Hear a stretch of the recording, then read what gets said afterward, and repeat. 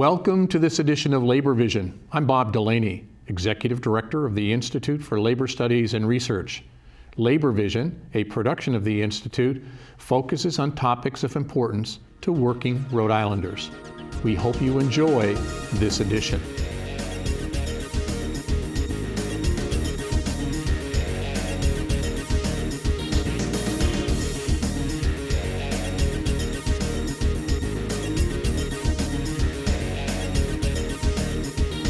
So Justin Kelley is going to wow us with his oratorial skills, and if you saw the flyer, you know the focus of his talk is going to be not only about labor generally, but immigration. And Justin's an activist, organizer, leader of the trades, and he's with the Painters Union, IUPAT.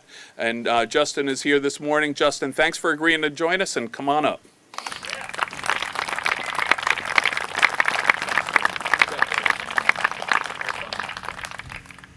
Well, brothers and sisters, good morning. I'm not one for microphones, so if you can't hear me, let me know, and I'll gladly use the device. But I wanted to say, again, thank you for having me here today.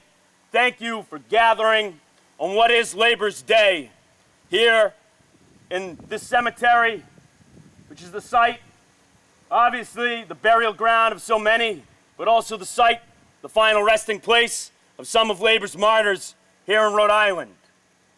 I want to take a moment and just recognize that while it's beautiful that we have the opportunity to be here today, so many of our brothers and sisters, our fellow workers, do not have today as a day off, especially people who, as I will highlight through my speech today, face a vulnerability because of their immigration status, face a vulnerability because of their lack of skills, because of their status as a previously incarcerated person, the most vulnerable and weak amongst us, which as labor, we should never forget.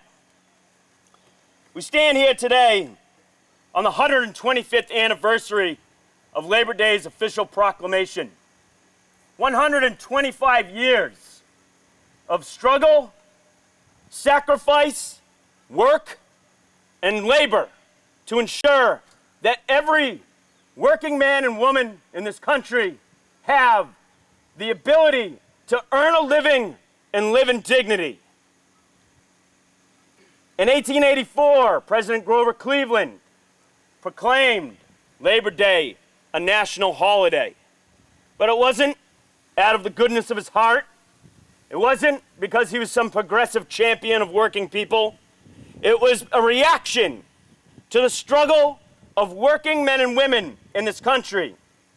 Indeed, it was a reaction to Eugene Debs and the American Railroad Union and the Pullman strikes that had just occurred. There's a lesson there, and there's going to be a couple throughout the speech here, but there's a lesson there that I think is important that we remember. We get what we fight for. We get what we earn. Nothing is given to us.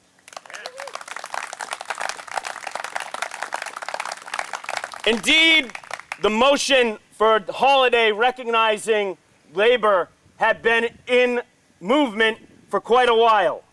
Going back to the mid-1860s, when the International Working Men's Association had put out a call globally to say, we must have an 8-hour day.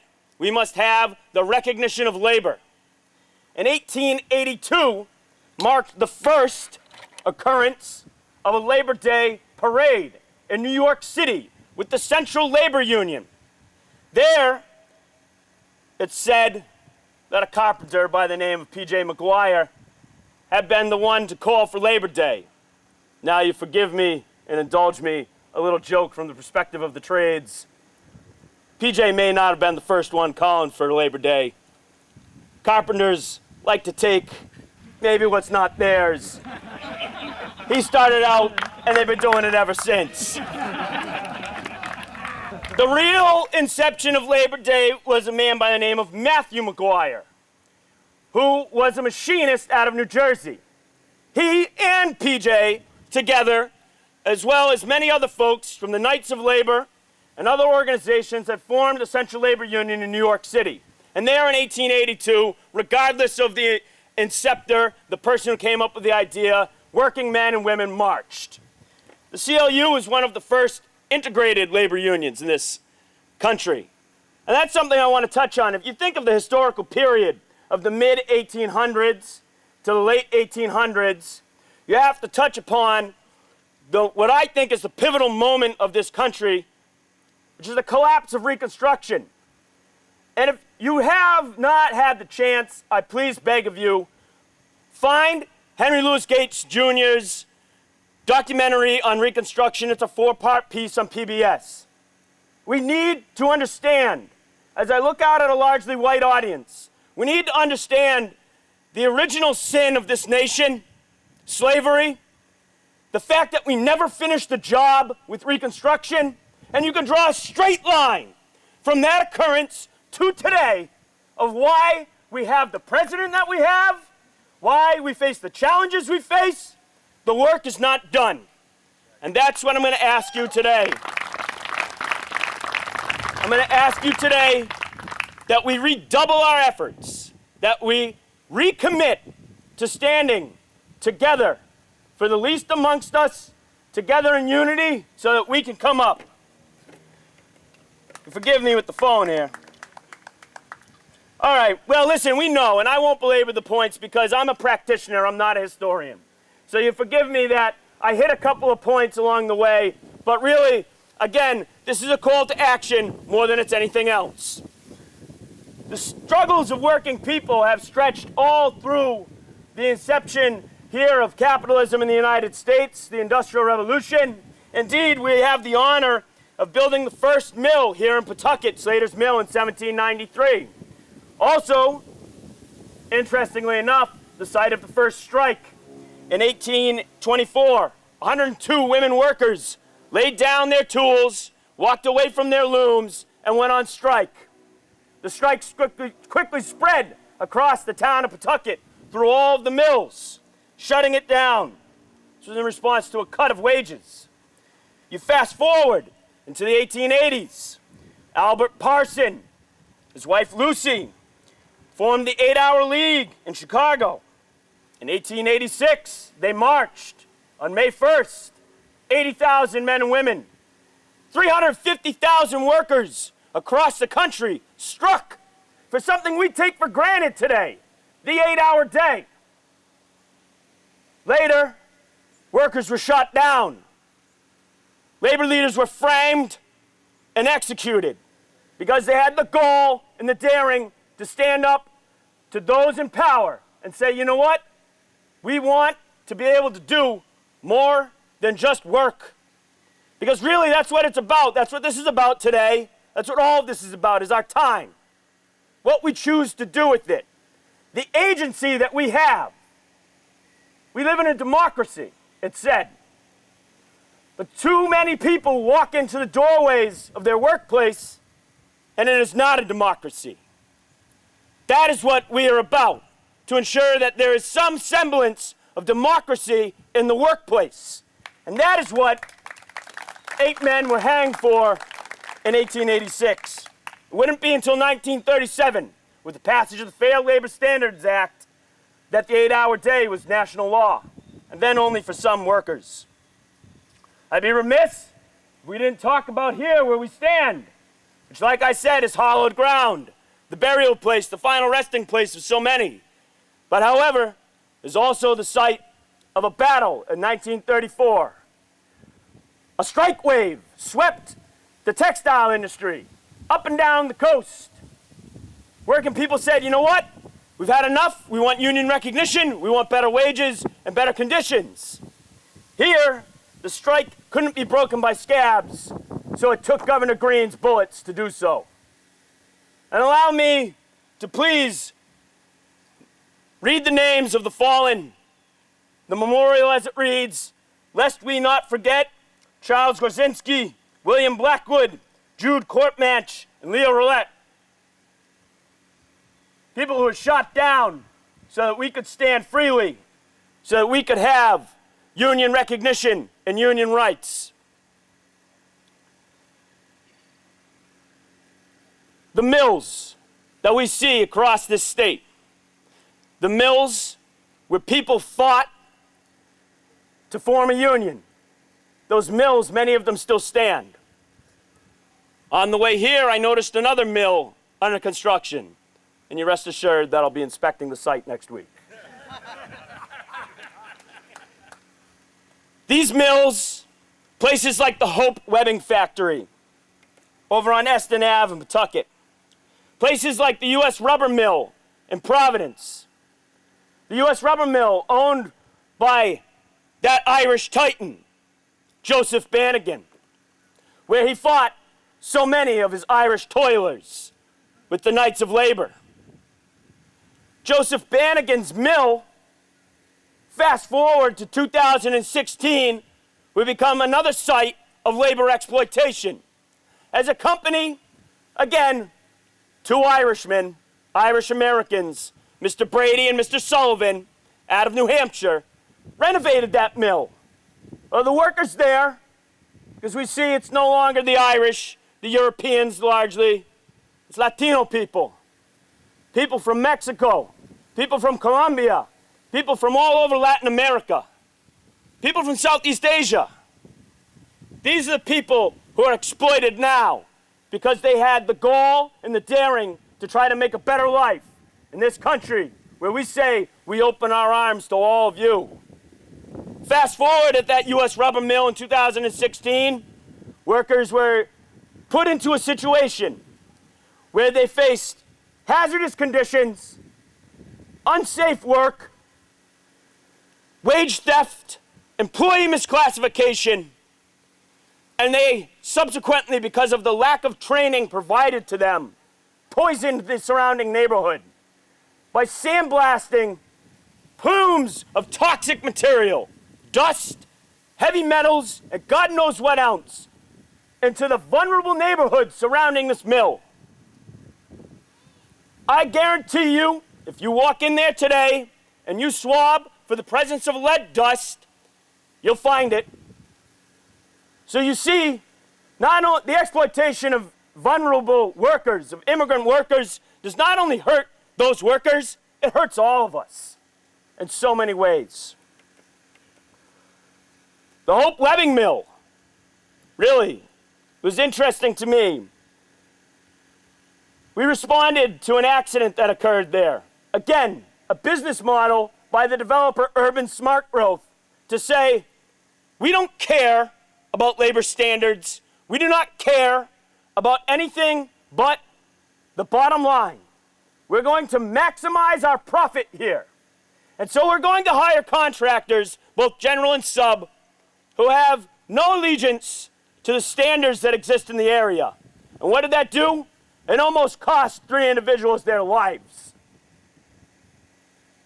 There was an inspection subsequently after a floor collapse occurred. The inspection found that it was the fault of the general and subcontractors. They directed their men and women to overload the floor. It caused the collapse.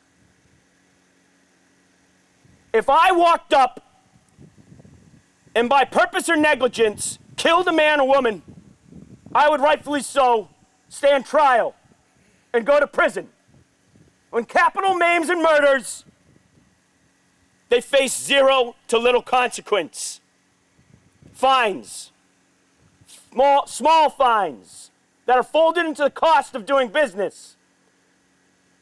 These men and women did not die, they did not perish, and we're still reaching out to them, but I guarantee those were life-changing injuries. Let me tell you a story, a personal story. An uncle of mine worked as a residential carpenter. He left the UBC, the Carpenters Union, and decided he just wanted to work for his friend. Well, that's all good and fine, but his friend didn't have the ability, capacity, or desire to create a safe work site.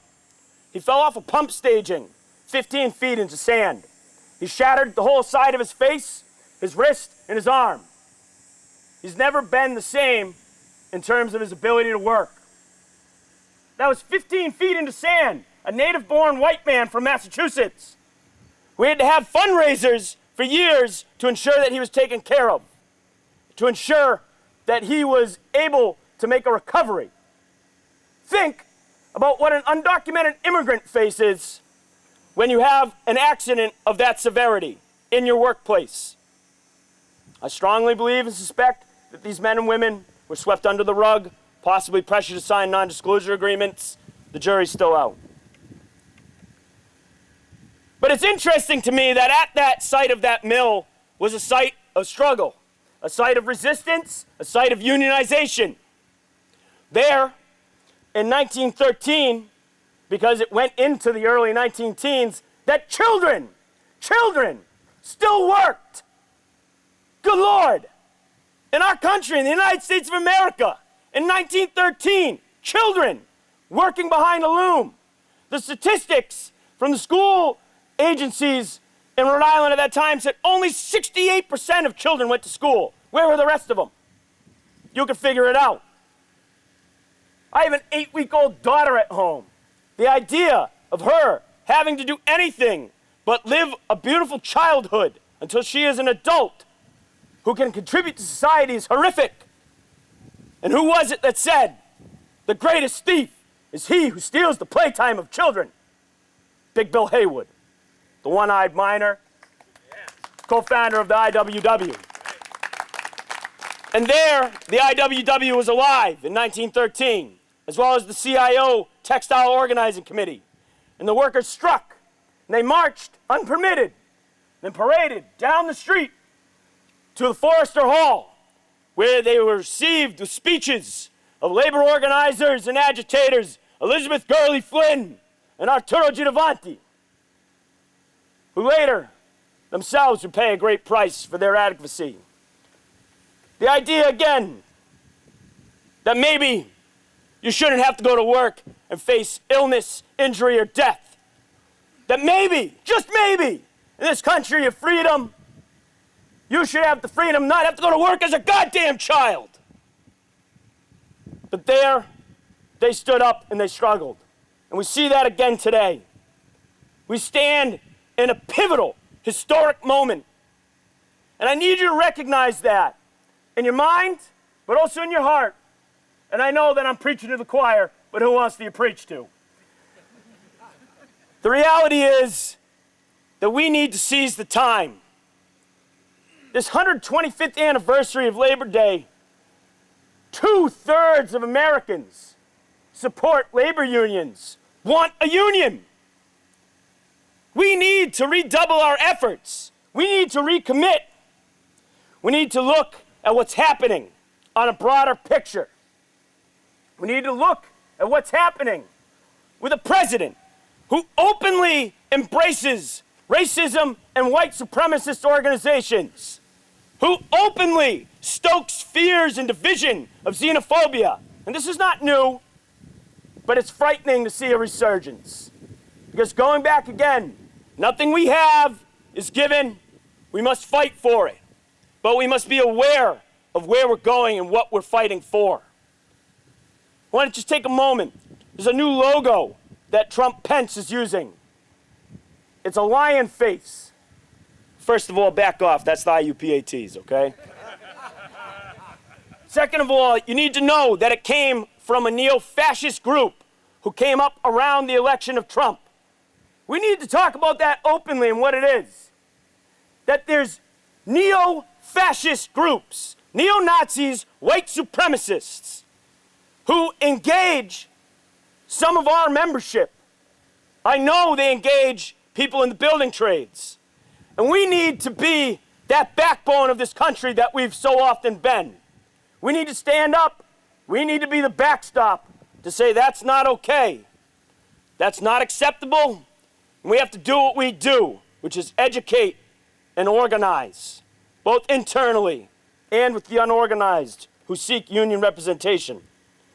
Because again, we stand on the precipice of opportunity, a moment where we see 2/3 of the country want union representation. That's a 50-year high. We need to get to work. We need to roll up our sleeves and get to work. I know it's hard, and sometimes you don't want to, but you need to look in your heart, and you need to remember that this is our task ahead of us. We have some good wind in our sails, some recent victories on the national stage, wildcat strikes of teachers in Republican-dominated states, inspiring. Where these women and men didn't wait for anybody to give them permission. They said, you know what? This is unfair. We can't do our job right. We can't educate the youth who we are charged to educate, and we're going to stand up for ourselves. Huge inspiration. We look to some of the workers across newsrooms, especially digital newsrooms across the country. A huge wave of organizing and union recognition. Largely young people. Touch on it again, that desire for unionization. People my age and younger want a union. They want a union. Engage young people. Engage immigrant workers. Engage people of color. Work to build our unions. It's what we must do. Locally, a huge inspiration. Stop and Shop workers. All walked out. Brought a foreign corporation to its knees. But the reason, we have to remember, the reason why they were so aptly able to do so was not only their power on the shop floor, but that solidarity. That standing together that all of us do and that we all did together. That beautiful solidarity was the winning factor.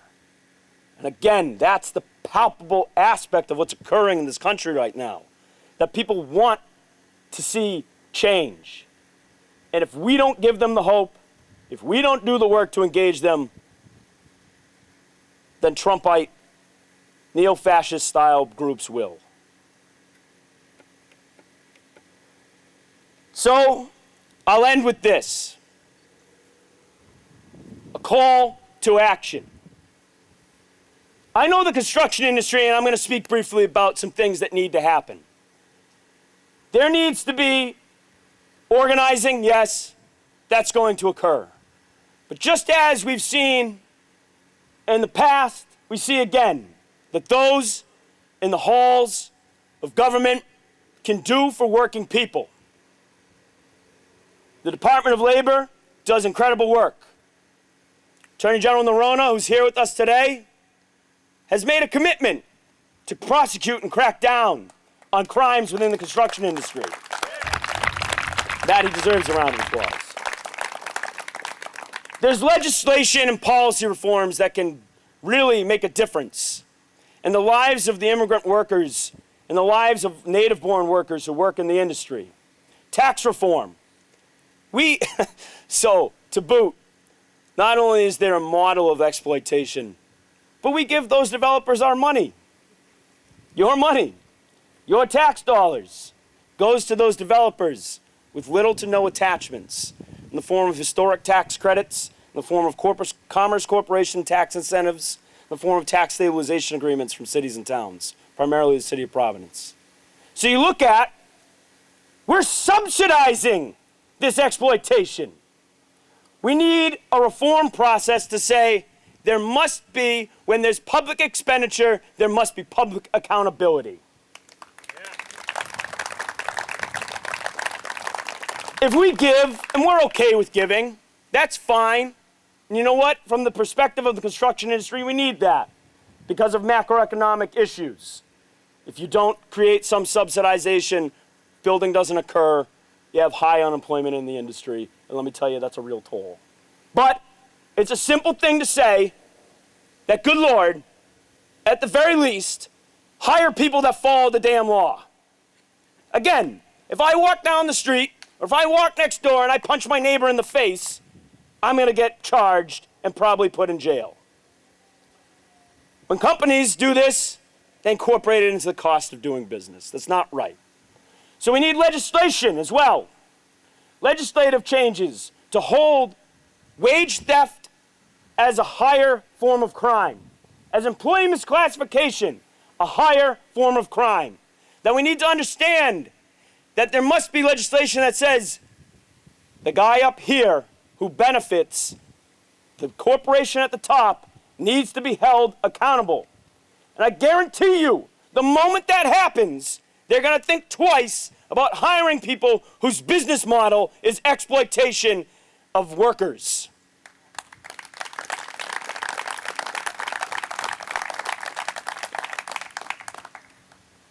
So again, I ask you, look in your hearts, look in your minds, get up this week, next week, and for the coming days, months, and years in front of us, recommit yourselves to organizing the unorganized, to standing with immigrant workers, regardless of where they're from, to challenging and fighting racism in your union halls, in the streets, and in our society. We have what I consider a sacred duty to do so, and never has it felt that there's so much on the line. So, to paraphrase a folk singer that I love, Mr. Phil Oakes, this is a land of power and glory, but it's only as tall as we stand. It's only as free as we make it. Thank you, brothers and sisters. Have a great Labor Day.